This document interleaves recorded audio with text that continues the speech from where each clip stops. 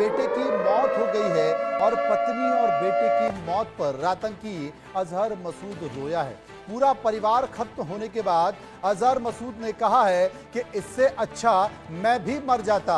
मसूद ने इस बात का जिक्र किया है, रहम की उम्मीद नहीं करनी चाहिए, इस बात का जिक्र भी मसूद ने किया है। मैं आपको बता दूं कि मसूद का भाई रऊफ अजहर जो कि घायल बताया जा रहा है, अब तक ये जिंदा है या मर गया पता नहीं है, इसकी पुष्टि होना बाकी है।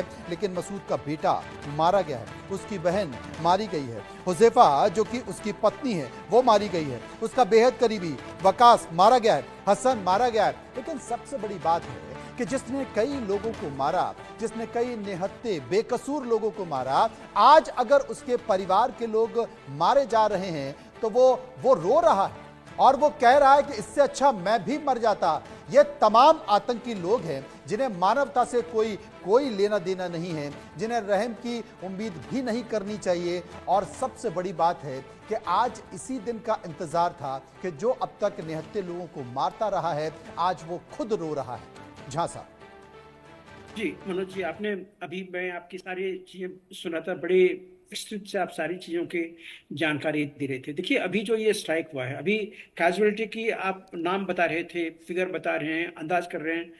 हमें या भारत को, भारतीय सेना को, किसी को ये सिद्ध करने की जरूरत नहीं कि कौन मारे गए हैं, कितने मारे गए हैं। हमने जिहादियों के कैंप पे, चाहे उनका हेडक्वार्टर था, चाहे उनका ट्रेनिंग कैंप था, उसके ऊपर में हमने हमला किया हुआ है और पिन पॉइंटेड अटैक हुआ है। तो ये हमने किया हुआ है और उसमें जो जिहादी मारे गए हैं, ठीक है, अच्छी बात है, आने वाले दिनों में नाम बताएगा। लेकिन हमारे यहाँ पे आप कोई पूछने वाला नहीं हुआ कि कितने मरे हैं या मरे हैं या नहीं मरे हैं, हमें उसका सबूत दो। ऐसे किसी भी ऑर्गेनाइजेशंस को हम अभी एंटरटेन नहीं करेंगे और कभी नहीं एंटरटेन करेंगे। बाकी जो उनके बैकर्स हैं, आप इनको ये पाकिस्तान में जो इनका नेटवर्क है, ये बहुत बड़ा नेटवर्क है मनोज जी। हमने अभी सिर्फ 4-5 टेररिस्ट कैंप के ऊपर में हमने हमला किया हुआ है। भारत के खिलाफ जो इंडिया सेंट्रिक जो जिहादी ऑर्गेनाइजेशंस हैं, उसमें हिजबुल मुजाहिदीन, लश्कर तोयबा, जैश ए मोहम्मद, हरकतुल जिहाद, हरकतुल मुजाहिदीन, हरकतुल अंसार, अलबत, अलबर्ग, अल फरान, अल जिहाद, इस तरह के लगभग 15-16 जो ऑर्गेनाइजेशंस हैं वो आते हैं। उसमें से कुछ लोग अभी भी हैं और आज के दिन में सिर्फ पाकिस्तान में आप मान लीजिए लगभग 60 के आसपास में टेररिस्ट ग्रुप्स हैं। तो इनको आगे क्या किया जाए, आगे ये क्या करेंगे हम नहीं जानते हैं, लेकिन इनका नेचर है कि ये आके आपको काटेंगे। जब तक वहां पे हैं, इनका इनका जो धर्म ग्रंथ है वो इनको बताता है कि आप काफिरों को मारा, वो हमें वो काफिर मानते हैं, वो फिर से वो अपना ये काम करेंगे। लेकिन भारत ने आज ये चीज बिल्कुल सीधा सीधा उनको बता दिया हुआ है कि अगर हमारे ऊपर में अटैक हुआ आगे से, हम तुम्हें नहीं छोड़ेंगे। और हमेशा इसी से हम बात लोग का एक चीज जिक्र झा साहब मैं कर रहा था। मैं अमेरिका की बात और लादेन की बात इसलिए भी कर रहा था कि 9/11 हुआ तो अमेरिका ने लादेन को पकड़ने के लिए पाकिस्तान के अंदर आया, उसे उठा लिया। भारत ने एयर स्ट्राइक की और ये एयर स्ट्राइक पीओके में नहीं बल्कि पाकिस्तान के अंदर घुस के की। स्वाभाविक तौर पर जब आप किसी भी देश के हवाई क्षेत्र में घुस जाते हैं तो इसे अंतरराष्ट्रीय एक संधि का उल्लंघन भी माना जाता है।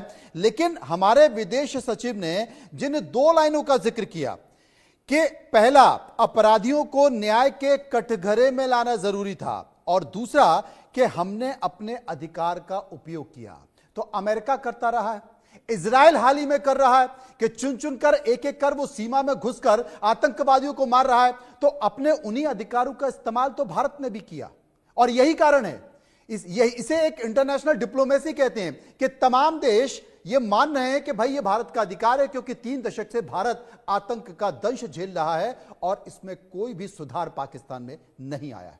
झा साहब जी हाँ, देखिए, आप एक तरह से कह सकते हैं कि हमने इंटरनेशनल बॉर्डर को हमने लांघा है, लेकिन ये टेक्निकल टर्म में ये इंटरनेशनल बॉर्डर का लांघना नहीं हुआ। अगर हमारी सेना, हमारे एयरक्राफ्ट, हमारे अगर शिप्स हैं, वो अगर पाकिस्तान के टेरिटरी में अगर इंटर होता तो कह सकते थे कि हमने इंटरनेशनल बॉर्डर को हमने क्रॉस किया हुआ। लेकिन अभी जो ये चीजें हैं, हमारे हवाई जहाज, हमारे मिसाइल, ये हमारी धरती से छोड़े गए हैं।